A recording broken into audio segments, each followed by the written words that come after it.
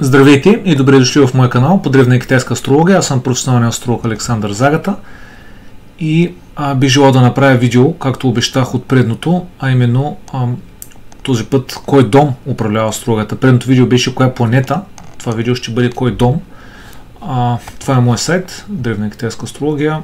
Това е моя канал в Rumble, ще съм благодарен ако ме последвате и там. Така, това е картинката, която избрах. Първо да започваме.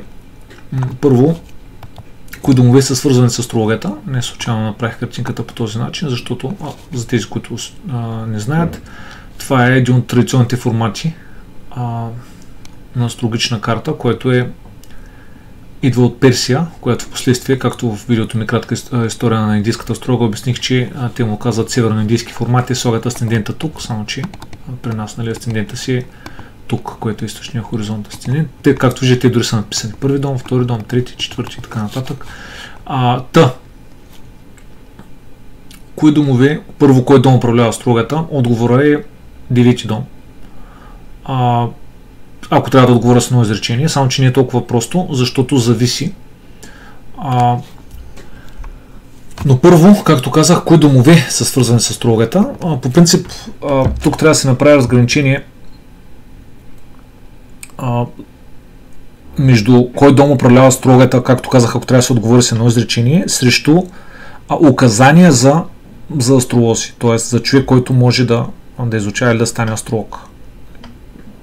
От тук, това е едното от нещата, което би могло да даде леко различен отговор. По принцип, древните астролози са 80-90%, да не кажа, 90% поне са девети дом. Защо? Разбира се, защо. Това е едно от най-хубавите неща в астрологията, защото може да се отговори откъде идва обяснението, къде се корени причината за това нещо. Девети дом е дома на Бога, дома на Божественото, дома на философията, дома на висшето образование, дома на чуждите, на пътуванията, живота в чужбина, дома на разширението на кръгозора, дома на учителите, на духовните учители и така нататък, дома на сънищата. Също и трети е сънища, но девети е основният. Така че от тази гледна точка, предното видео, коя планета управлява астрологията, говорихме за божественото, астрологос и така нататък. Логос, кой е този логос? Какво е това логос? Именно този логос е на това същество, на Създателя, на Бог. Тоест Бог е в девети дом и съответно, разбира се, това, което Бог говори, начин, който Бог говори чрез звездите, чрез астрологията, това е един от начините. Но това е девети дом. Затова масово и традиционно, както казвам, 80-90% от авторите, то даже реално над 90, трябва да се търси но винаги е девети дом. Винаги. Говорим за древна астрология. Девети дом. Както казах, ако се прегледат, сега не е това предмет на това видео, това не е предмет, но ако се прегледат указанията за изучаване на астрология, за ставане на астролог, има доста, които са в покрай трети дом. Но те са, понеже имаме указания за положението на планетите в домовете, както и за различни комбинации между планети. В зависимост кои домове, дали са свързани с темата за професия, дали са свързани с конкретни жребия, специфични точки или дори конкретни звезди, и така нататък. Но от гледна точка на домовете имаме девети. Сега, действително има така да се каже, като течения, които твърдят, че астрологията е трети дом и това е защото трети дом, разбира се, това значение е тотално изгубено, то какво е останало в съвременната астрология, но девети дом е дома на Бога, но трети дом е дома на богинята. Това е много важно, защото има си сумати причини, от астрологична гледна точка. Девети дом е всеки един от домовете, т.е. всяка една от планетите по-точно, има дом, в който най-много обича, дом, в който се радва, както казваме. Като казвам дом, имам предвид дом знак, т.е. цялата зодия. Нали? Така че деветата зодия дом е там, където Слънцето се радва. Защо? Защото Слънцето е сигнификатора на Бога, така се каже. Сигнификатора на управителя, на императора. Девети дом е Слънцето. Луната, богинята, И то дори самия дом се казва богинята, трети дом, едното от значенията, първоначалните, оригиналните значения от елинистичната традиция. Тук се радва Луната. Луната най-много обича да бъде в третата зодия дом. И съответно, девети дом управлява религията, но тази, която и философските течения, тези, които властват, тези, които са на които са водещи.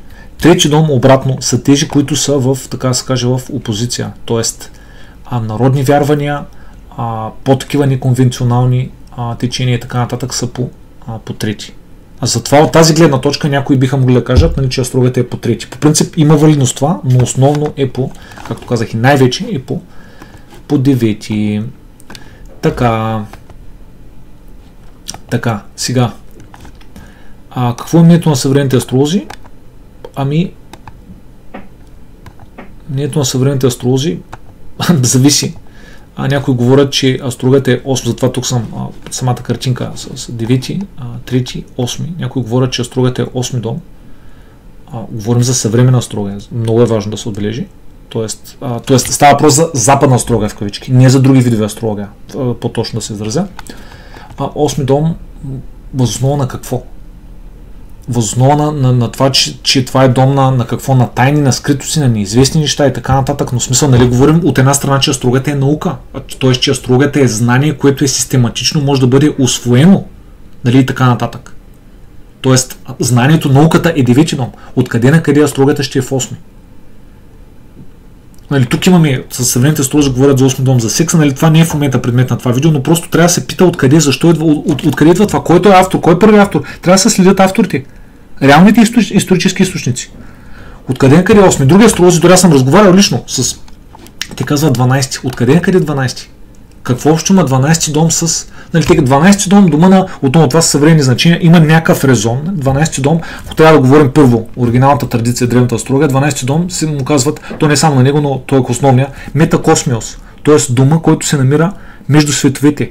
Душата идва от 12 дом и влиза в първи дом, което е тялото. Затова първи дом е най-важният. Тук е тялото, тук е здравето, тук е външният вид, тук е мотивацията и така нататък. Така че 12 дом, някои астролози, като нали, медитации, да, добре, осамотяване, окей, но като смисъл издигане на съзнанието.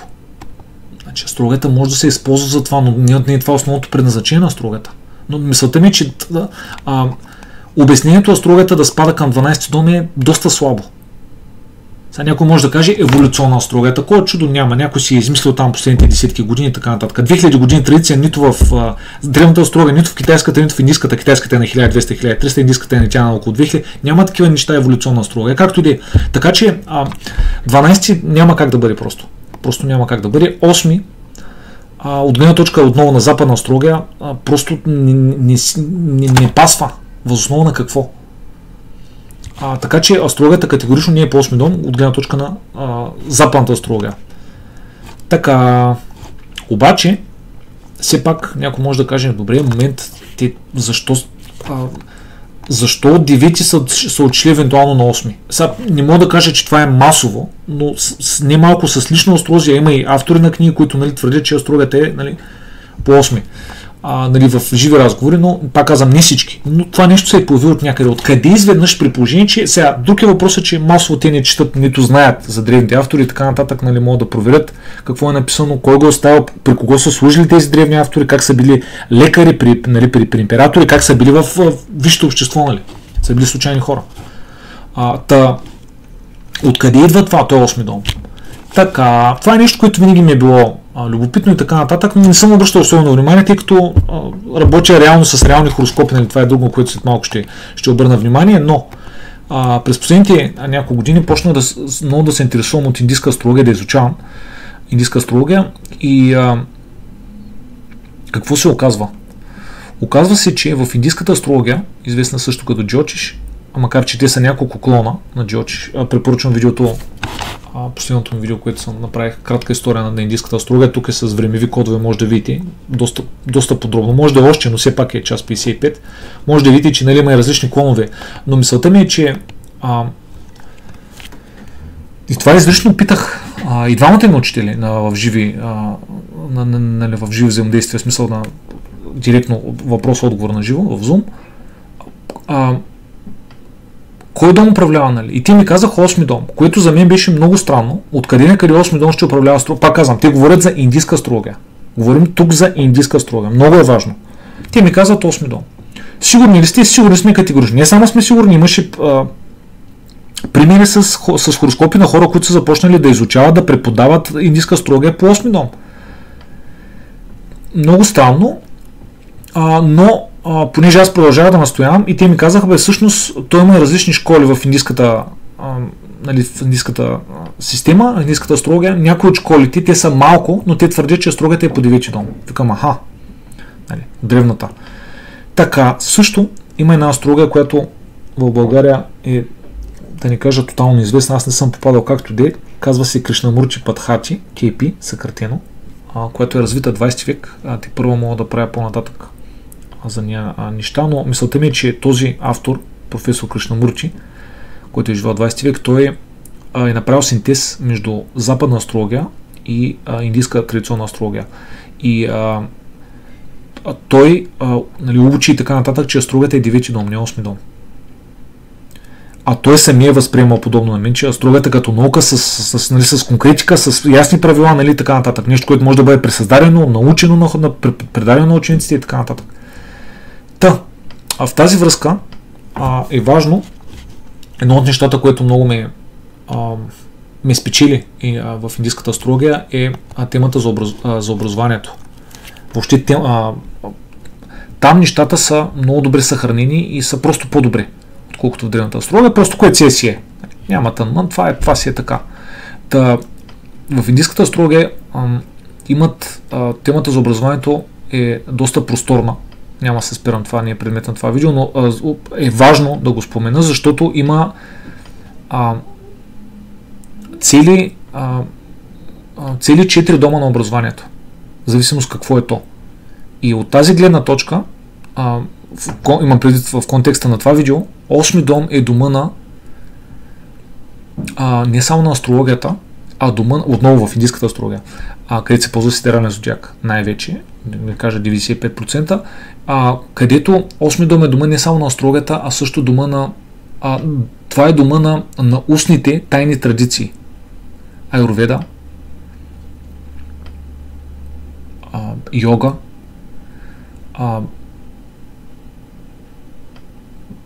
също тайчи, в зависимост при определени обстоятелства, също може да бъде тайчи, бойни изкуства и така нататък. Тантра също. Така че санскрит на някои от тези древните езици, примерно санскрит, латински, старогръцки, и така нататък. Тоест, тук имаме, пак казвам, имаше примери в курсито не един и два. И от гледна точка на индийската традиция те казват, че е 8 дом, категорично казват, че е 8. Сега, някой може да каже, то в индийската астрология се ползва сидерален зодиак, като на древна астрология, която, както съм показал и доказал, е 80-90% тропическа в исторически план. От 8 дом, от сидерален като мина на тропически, то се става 9 дом. По принцип, както и за някои от другите значения, по принцип на домовете, по принцип има някакъв резон в това, но това не е правилното мислене в случая, защото самата индийска астрология, правилата са по-различни и указанията за ставане на астролог са по-различни. Разбирате ли, спрямо указания, това може да е предмет на друго видео, както загатнах в предното, указания за изучаване на астрология и за ставане на професионален астролог. Самите указания в индийската традиция са по-особени спрямо древната.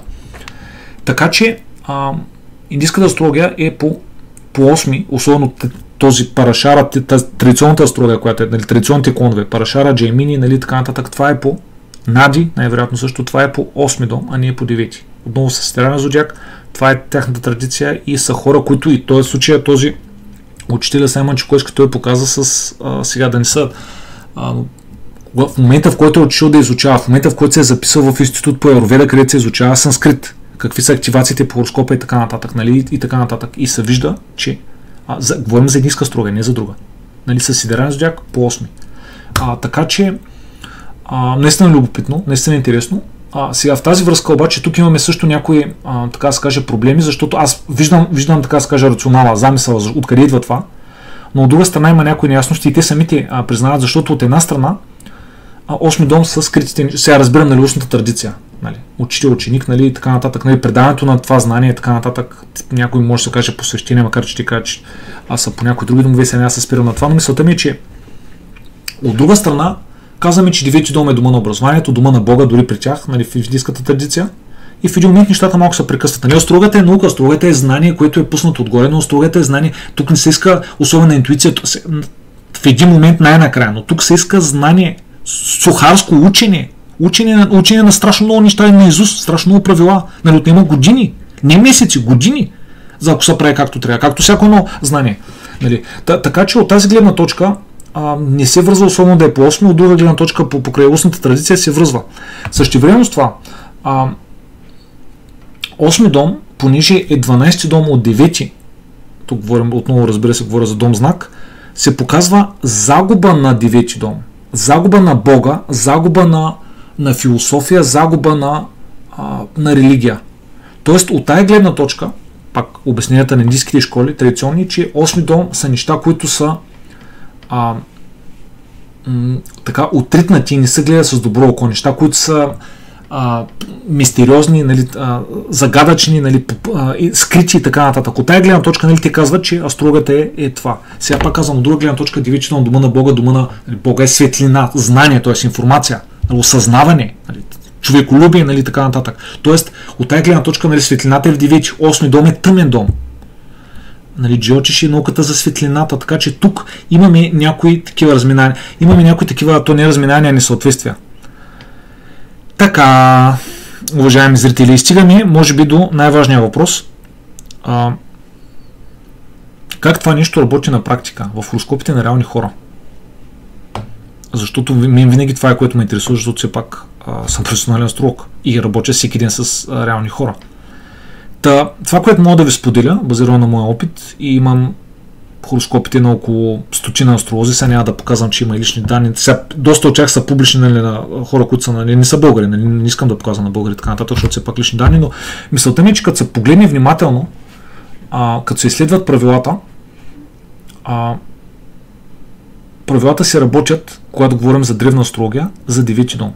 Не за трети, за девети. В трети може да има някои случаи. Има астролози, които са били като преводачи или там изнасяне на лекции покрай трети дом, нали, така нататък. Писани нещо, нали, книги, нали, има такива, нали, известни, но си е по девети.